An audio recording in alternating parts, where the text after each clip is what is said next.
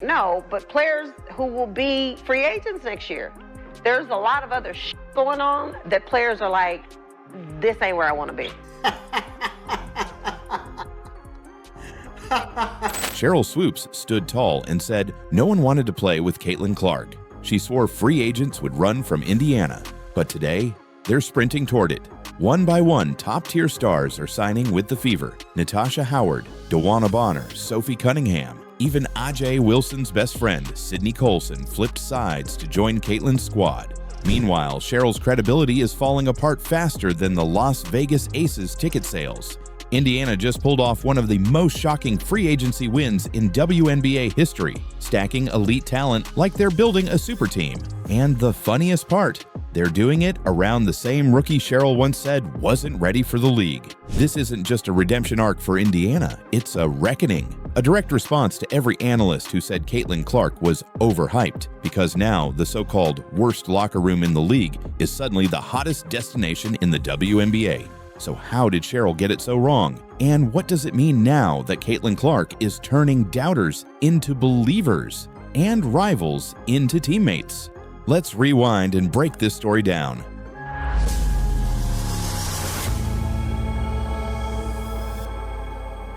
Just a few months ago, Sheryl Swoopes was everywhere, on podcasts, on broadcasts, on social media, and the message was always the same. Nobody wants to play in Indiana. She didn't just say it once, she doubled down, over and over. Pulling the Fever, we're like, y'all. That's not my point.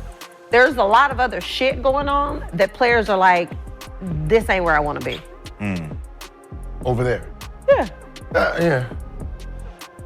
Some new shit's it's going a on lot. around there. It's a lot. Yeah. So you have players that are very significant on this Indiana Fever team that are like, I don't want to be here. This is where I want to be. According to her, the Indiana Fever were toxic, a broken locker room, a team full of internal issues, and no free agent in their right mind would choose to play there, especially not with Caitlin Clark. She tried to paint Indiana as some kind of basketball wasteland. But here's the twist. Free agency came, and Indiana didn't just land a few decent names. They dominated. Veterans, all-stars, champions, and they didn't hesitate. They came to Indiana because they wanted to be part of something special. And what's fueling this movement? Caitlin Clark.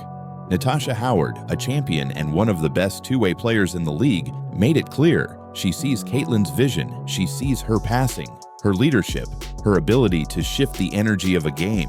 Howard said she can't wait to run the floor with Clark.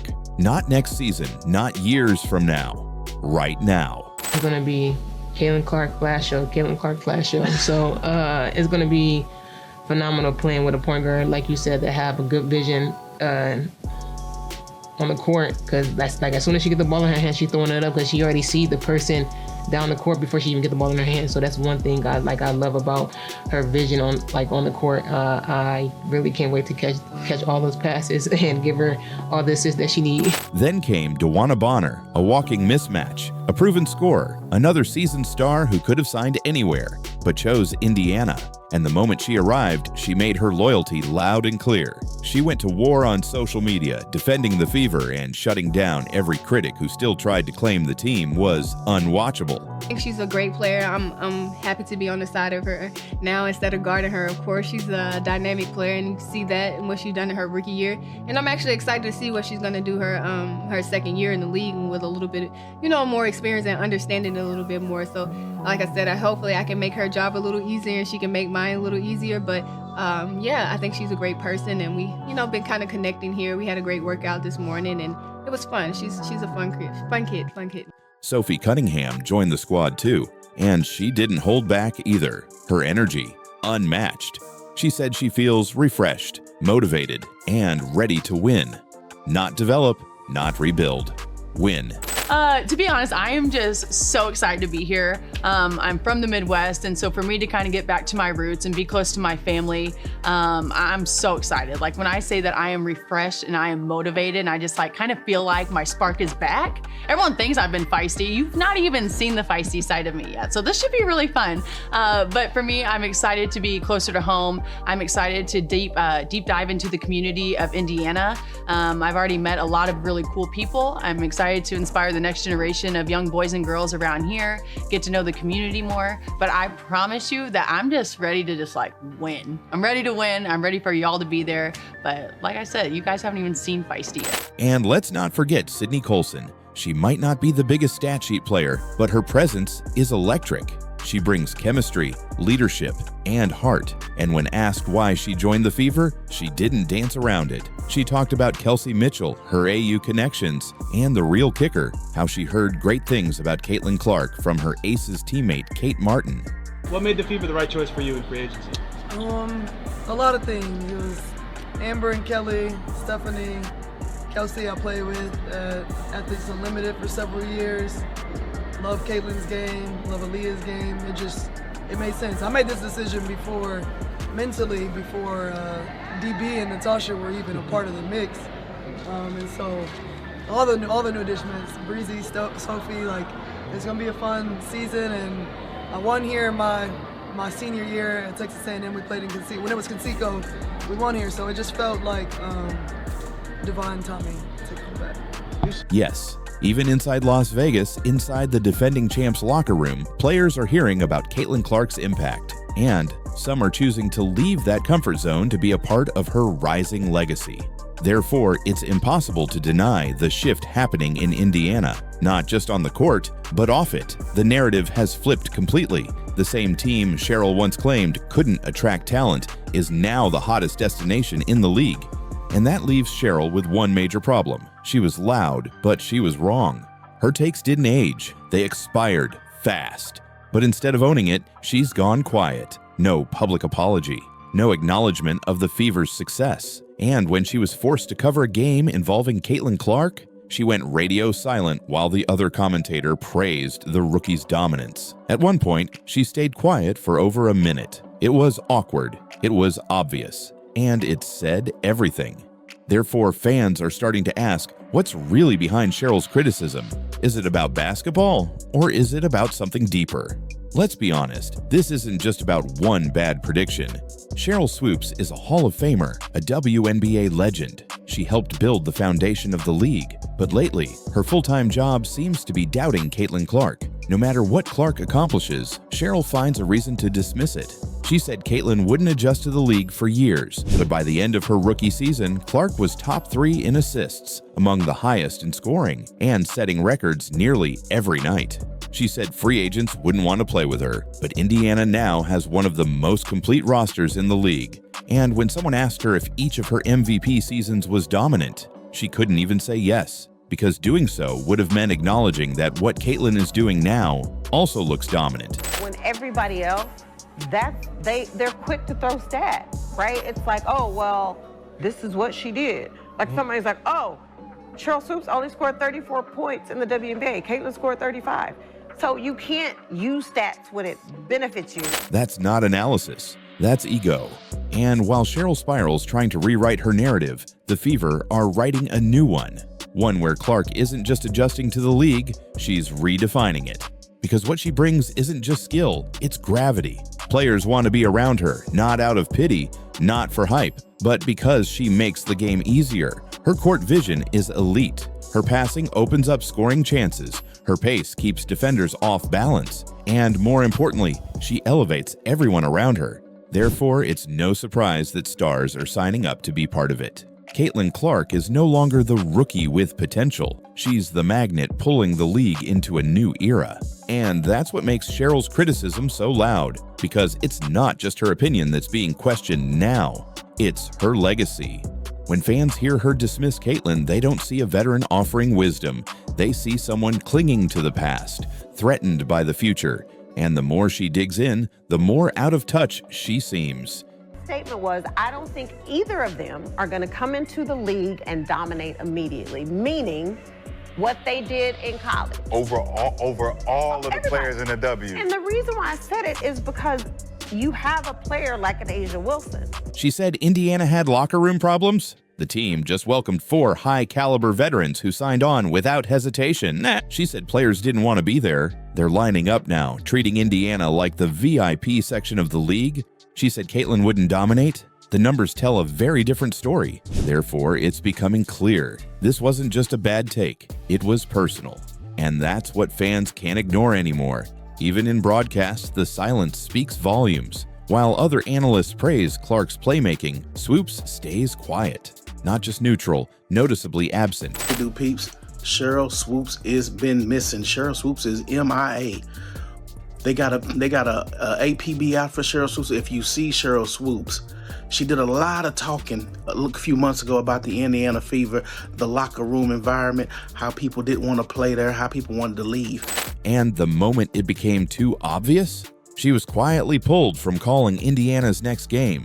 Coincidence? Maybe. But to fans, it looked like damage control.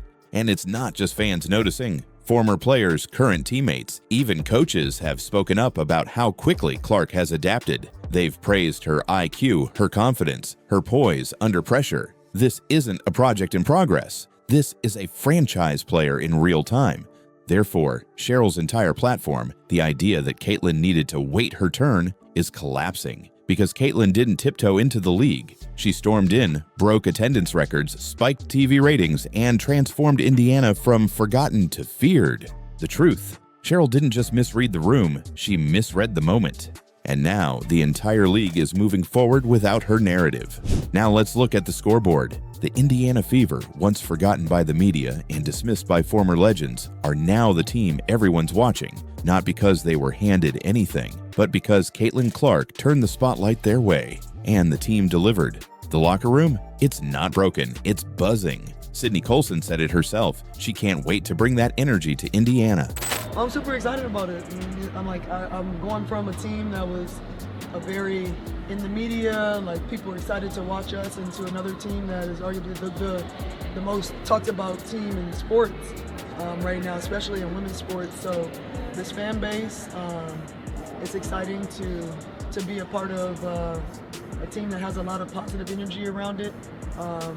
You know, I hear and see the things that people say, but I know the true Indiana Fever fans, the ones that love basketball, that they love the WNBA, I'm excited to be playing in front of them and just with this team. Natasha Howard is ready to sprint the floor with a point guard who sees the pass before the defense can even react. Phenomenal playing with a point guard, like you said, that have a good vision on the court, because that's like as soon as she get the ball in her hand, she throwing it up because she already see the person down the court before she even get the ball in her hand. So that's one thing I love about her vision on the court. I really can't wait to catch all those passes and give her all the assists that she needs. DeWanna Bonner's already defending the team online like it's her hometown. And Sophie Cunningham? She says fans haven't even seen her feisty side yet. But I promise you that I'm just ready to win. I'm ready to win. I'm ready for y'all to be there. But like I said, you guys haven't even seen feisty yet. These players could have chosen easier paths, more established rosters, warmer climates, higher pay incentives. But they didn't. They chose Indiana. And that speaks louder than any tweet or podcast, because free agents don't make moves based on TikToks. They talk behind the scenes, player to player, text to text. And what they're hearing is this: playing with Caitlin Clark is different. It's exciting. It's smart basketball. It's future-focused. And it's fun again. Therefore, every move the Fever made in free agency sent one message to the league. We're not waiting for the future. We are the future. But the real kicker, the one that has everyone side-eyeing Sheryl Swoopes, it's who's not speaking up anymore. The silence is deafening. No more viral sound bites. No more nobody wants to play in Indiana rants. No more bold declarations that Caitlin isn't ready. Because now, there's nowhere left to hide from the facts. Stephanie White came in and said, okay, hold up. Let me go to Indeed.com and Indeed get some free agents to come in here that want to play, that are accomplished, seasoned veterans. She did all that. Sheryl's been nowhere to be found. Sheryl got a lot of crow to eat, folks. Sheryl could be choking on crow right now. She need that Heimlich maneuver. If you see Sheryl Swoopes, tell her it's okay to come out and talk and say, man, you was wrong. It's okay. Even the media knows it. They've stopped asking whether Caitlin will adjust. Now they're asking how teams can adjust to her. They're not speculating on whether she'll lead Indiana to the playoffs. They're predicting how far she can take them. Meanwhile, other teams are scrambling. The Aces are suddenly trying to offload tickets. The Sky just lost their best scorer, and the Connecticut Sun imploding before the season even starts. And Sheryl, she's watching it all unfold like a villain in a comic book, arms crossed, muttering, "This ain't right." I'm very excited, and I really agree with a lot of the moves the Indiana Fever have made. There's not been one trade or pickup that the Indiana Fever have made that I have not been on board with. I'm on board with every single one. And I just want to say, the fact that the Indiana Fever have gone out and got these great players like a Natasha Howard, like a DeWanna Bonner, like a Sophie Cunningham, the fact that they've gone out and got these great players shows that they believe Caitlin Clark is great right now. They are on board with the Caitlin Clark vision, and it just makes me happy because they're not treating Caitlin Clark like a rookie who is gonna be good in 10 years. No, they're treating her like a superstar who is good right now. But what's not right, Sheryl, is pretending that Caitlin Clark hasn't earned everything she's getting. What's not right is claiming it's just media hype while ignoring the actual basketball being played. Because let's be clear, this isn't just about marketing, it's about results. Make any sense by any stretch of the imagination. In what way would you not want to play in Indiana? The place where you're getting sold out arenas, the most viewership on television, playing with a player who was top 3 in MVP voting as a rookie, who clearly elevates her teammates around her. She scores a lot, but she is also dishing out the ball, able to elevate everyone around her. Why wouldn't you want to be? Caitlin Clark is leading the league in assists. She's dropping 20-point games with ease. She's breaking records that took decades to set. And she's doing it while carrying the weight of the entire WNBA brand on her shoulders. That's not hype. That's greatness. And you know what? It's okay to admit that. It doesn't take anything away from what Sheryl did in her day. But instead of defending the next generation, she's tearing it down.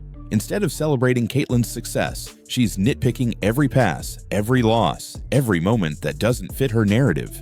And the irony. Sheryl was Caitlin once, the face of the league, the one everyone tuned in to see, the one ESPN promoted like a franchise. But instead of seeing herself in Caitlin, she sees a threat.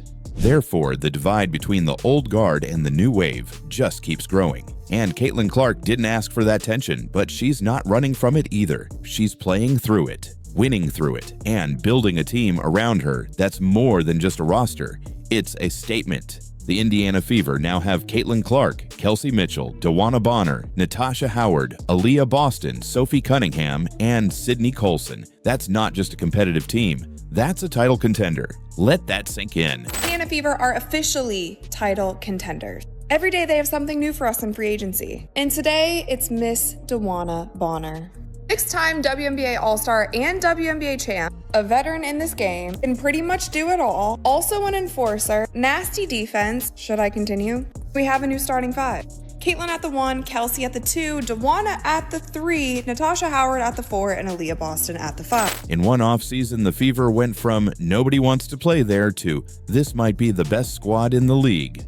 And fans are noticing. Sold-out arenas, spike in jersey sales, record-breaking viewership. Every metric that matters is pointing toward Indiana, and Caitlin Clark is at the center of it. She is the needle, not just moving it, being it. And as for Sheryl Swoopes, at this point, fans are starting to wonder, was it ever about basketball? Or was it always about ego? Because when you go that hard to discredit someone, when every word sounds like it's coming from a place of personal frustration rather than thoughtful analysis, it's no longer commentary, it's competition. But Sheryl picked the wrong rival, because Caitlin Clark doesn't respond to criticism, she responds with buckets. She responds with vision. She responds by turning a struggling franchise into a super team. And that leaves us with one final question. If Caitlin Clark can do this as a rookie, if she can flip the free agency landscape, rally veterans to her side, and turn doubters into believers, what happens next season? What happens when she gets even better? What happens when MVP isn't just a possibility? It's the expectation. What happens when Sheryl Swoopes has to sit in the studio and explain how the same rookie she once doubted is now lifting the championship trophy? Will she stay silent again? Or will she finally admit she was wrong?